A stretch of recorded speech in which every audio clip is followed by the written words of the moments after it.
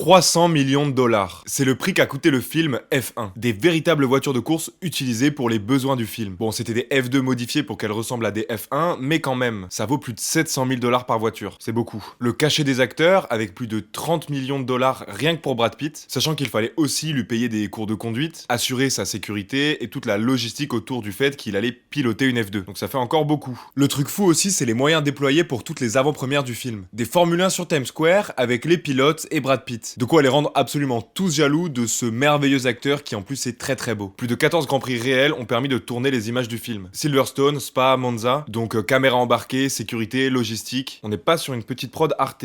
Les droits à payer à la FIA et à la FOM pour créer une 11e écurie fictive, mais en même temps bien réelle. Signalétique dans les paddocks, dans les garages, le branding, les costumes. En même temps, faut que ça fasse un minimum réaliste. Faut être crédible. La participation de Lewis Hamilton comme consultant sur les scènes de course, sachant qu'il aurait travaillé plus de 12 heures par jour pour aider à la production du film sur tous les aspects techniques. C'est beaucoup et j'ai du mal à croire que c'est vrai. Le gars doit quand même piloter. Et à tout ça, forcément, on ajoute tous les coups de post-prod et de la technique. Effets spéciaux pour les crashs et les séquences de vitesse. Mixage audio qui est super important dans un film comme ça où il y a de la course, où il y a des véhicules, où il y a des moteurs. Le montage ultra chorégraphié est super important aussi pour être en totale immersion dans le monde des Formule 1 et surtout dans les courses. Et bien sûr, le cachet de Hans Zimmer, de tous les autres acteurs, des producteurs, etc. En tout cas, j'espère qu'avec tout ça, le film va être bien, mais pour l'instant, j'en ai aucune idée, et au moment où tu regardes cette vidéo, je suis probablement au Cinoche en train de le découvrir. Rapport au fait que j'ai pas été invité à l'avant-première. Apparemment, je pue la merde. J'ai même pas pu bouffer mes popcorn dans un casque de F1 comme les autres, j'ai archi le démon. On en discute en commentaire, allez bisous.